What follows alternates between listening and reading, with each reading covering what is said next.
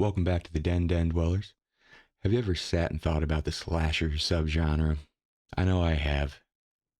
It's by far my favorite, and I think we're going to dive in, talk about the history a little bit, and why it is one of my favorites. Let's go.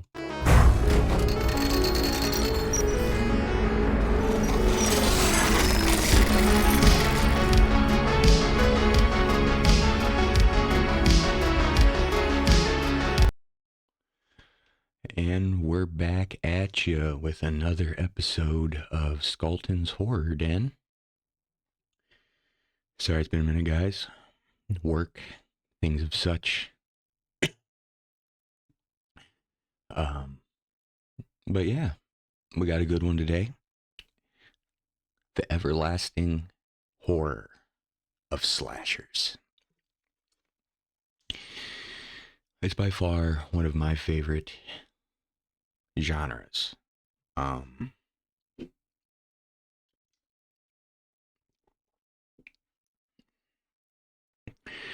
Because to me, that's the closest thing to actual horror. You know what I'm saying? Is someone after you or people trying to get, like, obviously they can get cheesy, they can get pretty fucking stupid. Okay, I'm not saying all of them are amazing. I'm saying the premise, right? Because a lot of these films are inspired by real people, real events. Leatherface, for instance, Ed Gein. You have, well, he inspired Leatherface. He inspired the Psycho movies. Inspired a lot.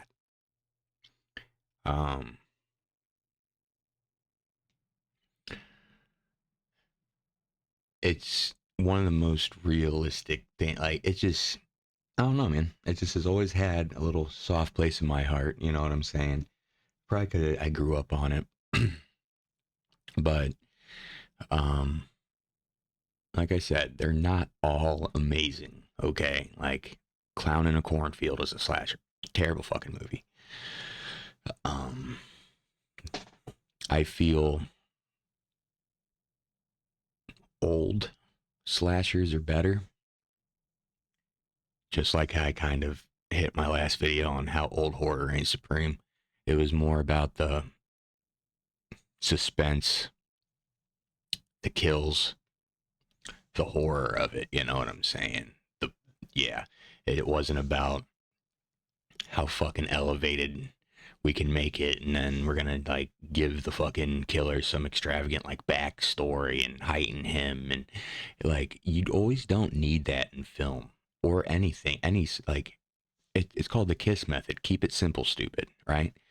Sometimes that is just the best way, and it will like always, almost always work out because it's simple. It's easy to follow. So there's no really pinpoint of slashers, right? Of when it started.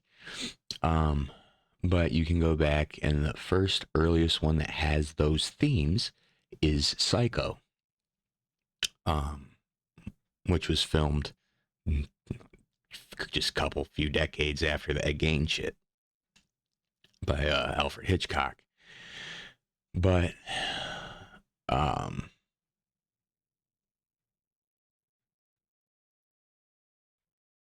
that started it off. Then you had there's like a big three that's kind of considered when it comes to this subgenre. Psycho, 1960. I can't remember the day saved my life. I gotta look at my notes here real quick.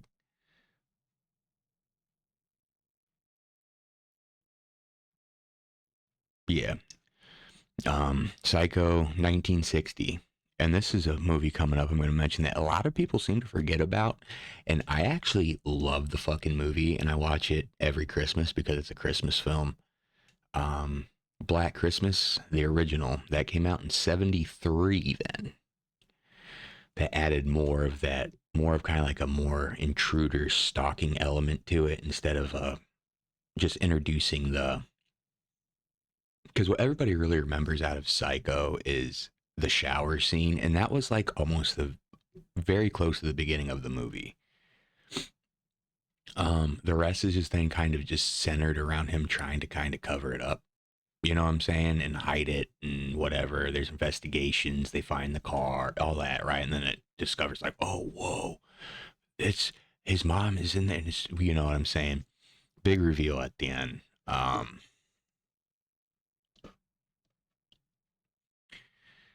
So the knife shower scene kind of introduced the that kind of violent aspect in the slasher knife prototype, right? Black Christmas kind of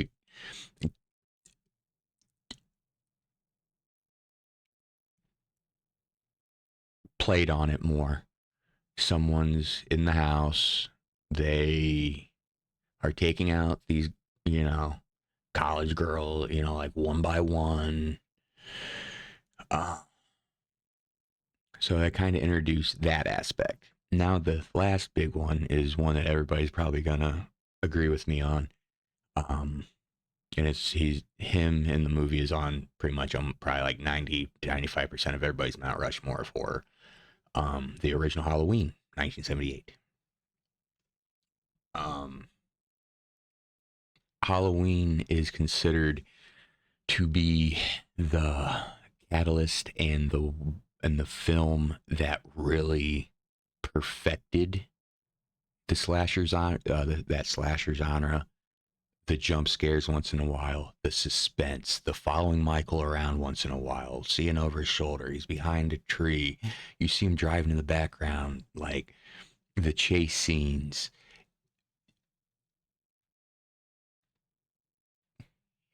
Halloween really helped solidify that slasher genre.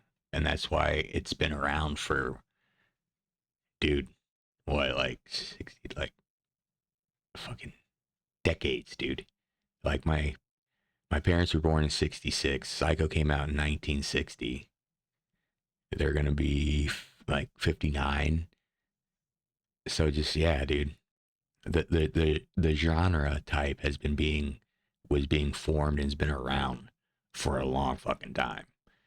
Um, and part of the reason is because you can legit follow along with it well, right? Which leads me then going to be, so we're going to dive into it. Let's go. The everlasting horror of slashers.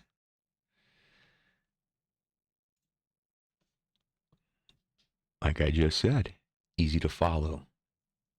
Because a lot of those beginning ones, right? Now I'm not talking about all these elevated pieces of shit ones. Okay, I'm talking the basic old school fucking slasher films. You knew going in there's gonna be a killer, there's gonna be a final girl, there's gonna be a group, right? We just watched for how what the kill's gonna be, you know, and then there's the other little nuances of the story that we could pick up. It wasn't to see if fucking Mary Sue can overcome her addiction issues with the lament configuration or some bullshit. Right? Am I right? Because it loses you after a while. Instead of just delivering to you what you want and what you paid for, they're trying to feed you other shit in it, which then expands that time and it just take you and stuff that could be implemented to be entertaining or build on some other shit. It's used for pretty much nothing. Just some pretty much character development we don't really need. You know what I'm saying? Easy to follow stories, dude. Killer chasing people, trying to off them. 1 to 2 people live at the end. What can we do in between that can make this fucking awesome? That's what it used to be. It's not that anymore. There are still some, I won't lie. Okay. Terrifier. The Hatchet series, things of such.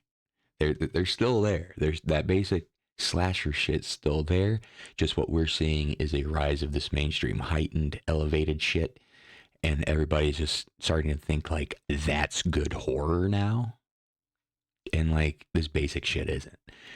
When the basic shit's almost better, you can just sit there and enjoy it. You're supposed to escape movies, right? You're not supposed to have to sit there and like super fucking think about shit or have political shit thrown in your face when you are trying to just entertain and escape things by watching a movie. Easy to follow fucking stories. Halloween, easy as shit. Halloween is easy as fucking shit. What happens? Okay, we see dude get escape mental asylum. Oh, he's gone. Okay. He goes back to town. Okay, we already see that he killed somebody, so we're like, okay, well, he's going to be killing people. And then just more throughout, it kind of just gets like fed to you. The house, the fucking, it just gets, it's fed to you in a way that you can follow it. It's like, okay, this dude's named Michael Myers. He escaped from a mental asylum. He killed his fucking sister when she was a teenager, etc., etc. You know, whatever order you want to put it in. It's easy to follow. You know he's going to be the bad guy. You know he's going to do bad, bastardly shit. And we're here for the ride to see how he's stopped, see what he does. And then any of that little other shit in there is just kind of added to heighten the experience your story. Like it doesn't need to be sex. It doesn't need to be elevated. But things of like easy character development, like just the way characters look at each other, or just add an extra little conversation in there. You know what I'm saying? Before they're like I know I hated the movie Frog Man or whatever. That movie is fucking garbage. But like there's a part in it where like these two are at risk of dying, and it was being fed through the whole thing that these two were into each other, right?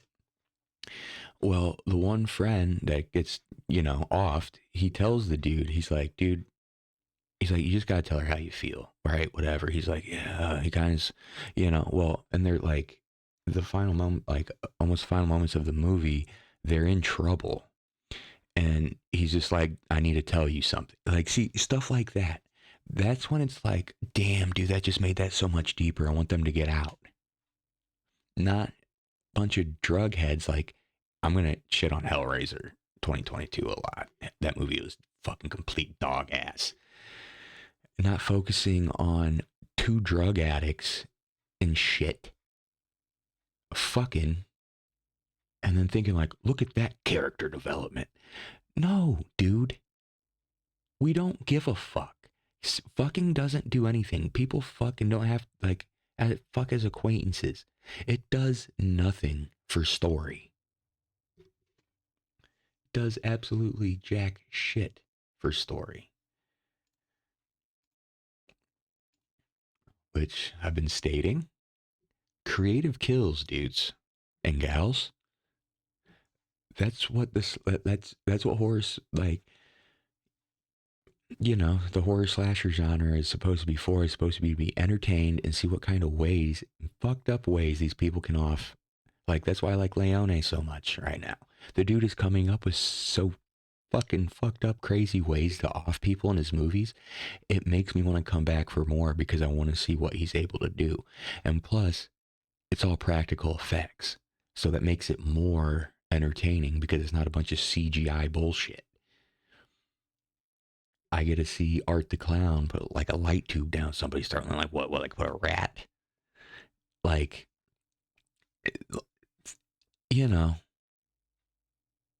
creative kills, dude. Jason Voorhees in the damn sleeping bag scene, right? Like, you can like literally go back. Like, the kills are just as big as the heightened fucking bullshit that they do now. Because when you can go back and you can think about slasher movies. What's the thing that you guys don't think about? Oh, I remember that sex scene, or remember that conversation they had? No, what you remember is Michael Myers picking somebody up by the throat and pinning them up on the wall by the knife and staring at him doing this. The sleeping bag. Jason putting a machete in wheelchair dude's face and then doing him dirty and pushing him down the damn stairs. Like, you're just able to fucking, you're able to remember those key antagonist points because they're so big and creative. It sticks with you. Now, when you're feeding a bunch of shit in there, but also trying to like come up with these creative kills, like it can kind of take away from it sometimes. Especially with now they're using CGI for some shit, whatever. It just takes away from it. But I digress. I can go in and on that. Man, what are some other ones? Let me know down in the comment section. Let's see what everybody's favorite creative out there kills have been in the horror genre here, in the slasher genre, I should say. One of my favorites, always stick with me probably, is the dude in the wheelchair, like I just said. Michael pinning the dude up. Excuse me. Or part 3, Friday the 13th, when dude's doing a handstand. And Michael, pardon me, Jason splits that sumbitch right down the middle. Fucking amazing. Amazing. So let me know down in the comments what your guys' favorites are out of the slasher genre. Can be any movie, don't care. You know, let me know. Let me know. Realism. Okay, I'm not talking about it seems real, like really real. Like some of them do. Like some of them can really kind of have that feel, like the special effects can be like that, or like, I know this isn't horror per se, but like the movie Zodiac with Downey Jr., Gyllenhaal, like the scene where that couple's at the lake and there's no music or score to it. It's just he comes up, he ties him up, and then you just see him and hear him like doing his thing. You know what I'm saying? And it just, without the score, it makes it so uncomfortable. It's just kind of like, oh, you know what I'm saying? Like, so some of them can seem pretty realistic. But I'm talking about real as in the sense of the premise, the basis where it's coming from, right? I'm talking about the story of good versus evil. You have a serial killer out there doing serial killer shit. Hannibal Lecter, Michael Myers, Jason Voorhees, Art the Clown,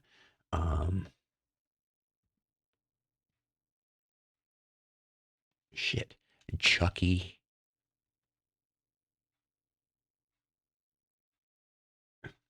Fucking Scream, Leatherface, like Texas Chainsaw. Like, sorry, I was looking back there at the to get a little bit more ideas there, but like the realism of something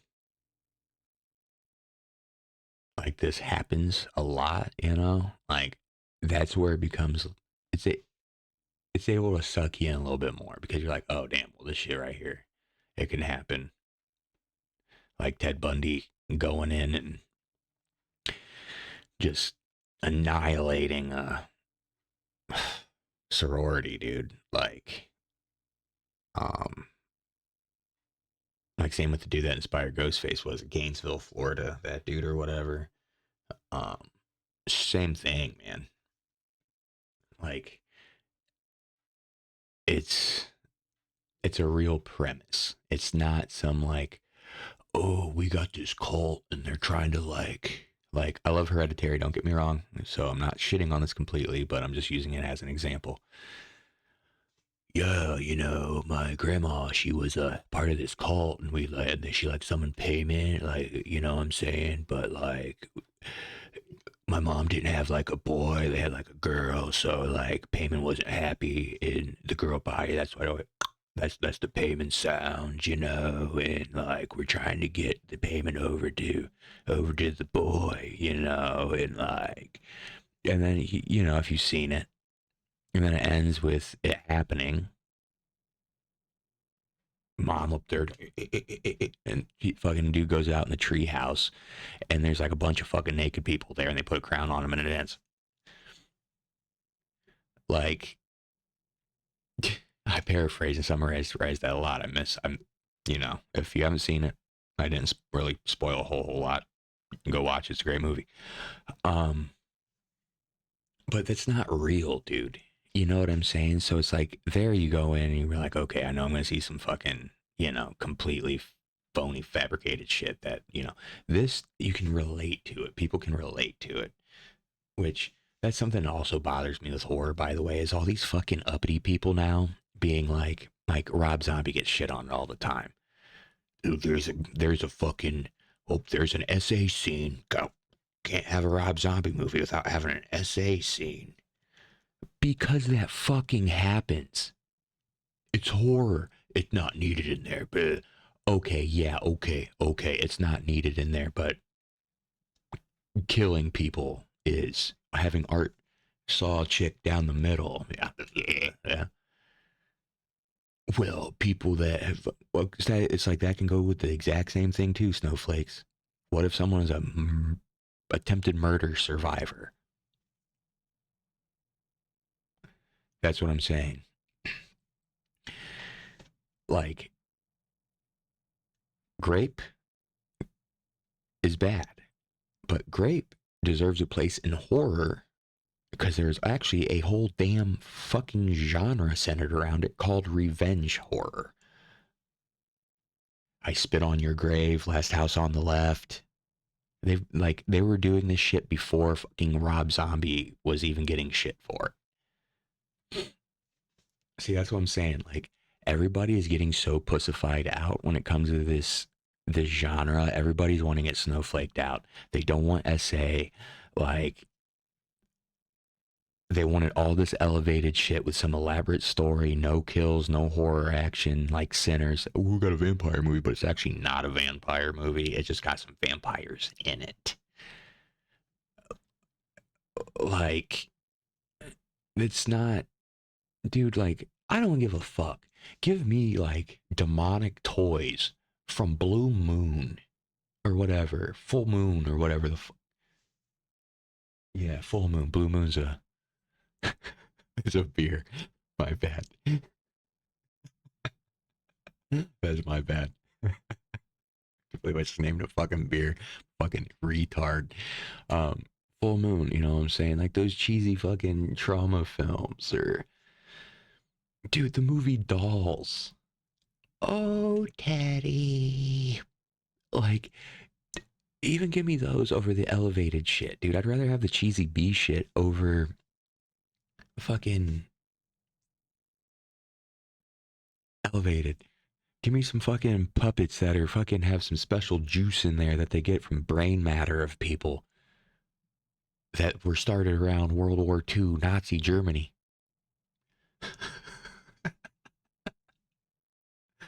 Like, come on, guys. It's like, we did. It's cool. It's like, if you want that in your mainstream shit, whatever. But like, don't start sitting here. Start sitting here assuming that's how this is like how all horror should be, and that's good horror. It has to have this fucking elevated sense because no, fuck no, no. Get out of here with that bullshit. Get out of here with that.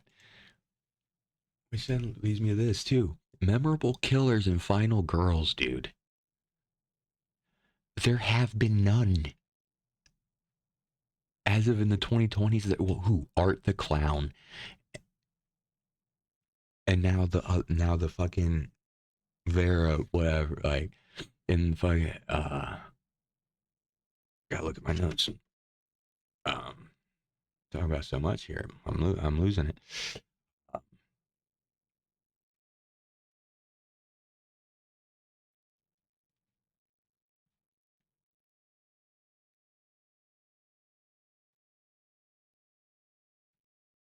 Uh, yeah, but the girl, you know what I'm saying? Um,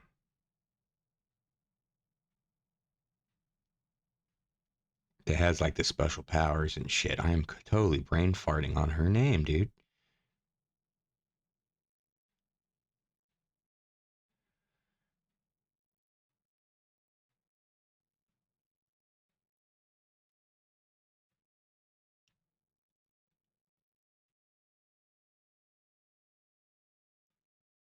But yeah, you fuck it. You know what I'm talking about.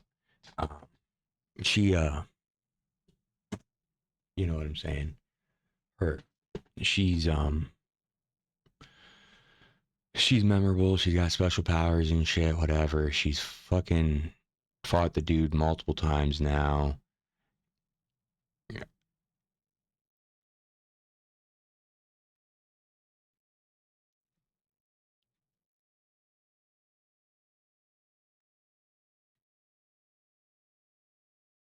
Sienna. Why did I say Vera? Probably because I'm still on Friday 13th in my brain, and I'm thinking about chick getting shot in the eye with the fucking harpoon gun. Um, but yeah, Sienna Shaw. I was gonna say, yeah, wow, I'm all off. But we're, I digress. Um, you know, you can sit there and you can remember, okay, art. I remember what fucking Sienna looks like. You know, yeah, she somehow, it's not really explained yet, but in the comic, like her dad was a fucking comic book artist type dude, and he was saying that, you know, she has whatever. There's a special sword. She has this Valkyrie armor and shit. Um, she's able to fight off being possessed because it seems like that's what Art want the demon that's controlling Art wants, because it looks like that Art is just a normal dude, but he's got a demonic entity inside of him. Um, but she's able to fight it off. Um, Laurie Strode, Michael Myers. There's a bunch of final girls though in Friday the 13th. So my favorite final girl out of Friday the 13th is actually part two. I was a Jenny fan. Um,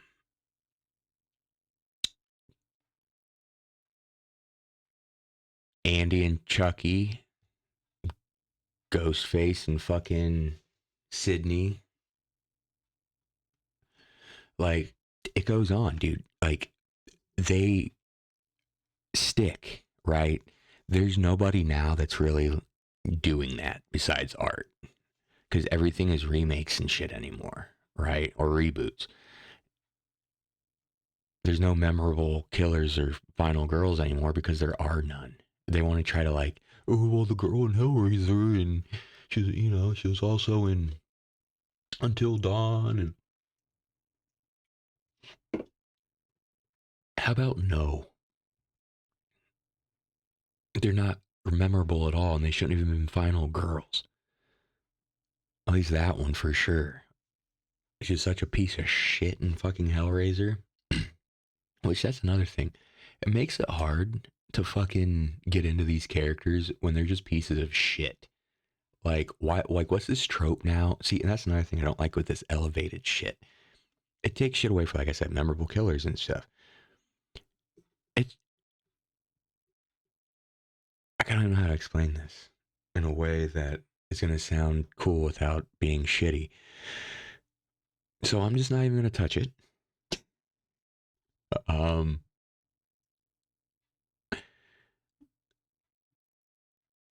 yeah, I'm not. Um, yeah, they're just none anymore, dude. Fuck it.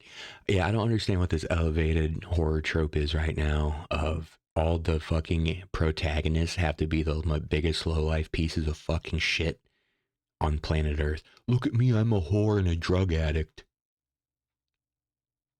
that fucking gets kicked out of places and shit. It's like, I don't feel bad for you. Why the fuck would I want you to live? Why should I be rooting for you right now? You give me no reason to root for your fucking ass.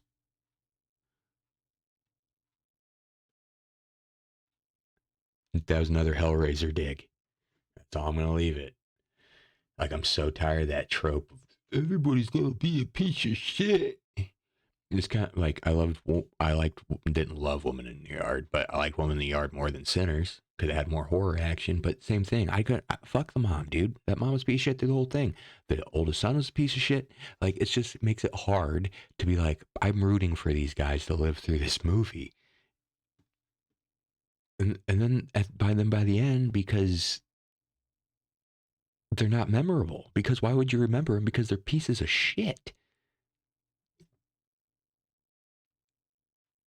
I'd be like, I don't remember really what like Merle does in fucking The Walking Dead because he was a piece of shit. I remember what Daryl does more. You know what I'm saying? So yeah, it's just a little quick run through on my take on the slasher genre and why I think it's actually better than most. Because it plays into key things, dude. It plays into key real life aspects: stalking, murder, SA, revenge, things of such. When you get into the paranormal stuff, the cryptid found footage stuff, the alien shit, it's all good and dandy, but it's just not as captivating. You know what I'm saying? It's just not as captivating.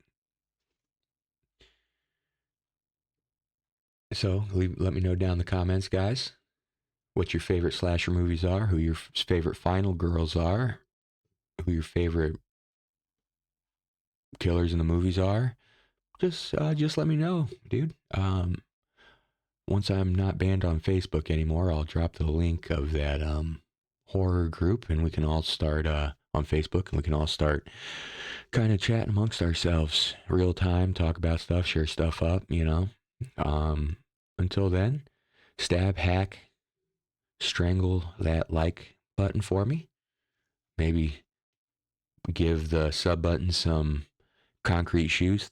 Throw it out in the middle of the lake, and I will get a hold of all of you den dwellers on the flip flop next time.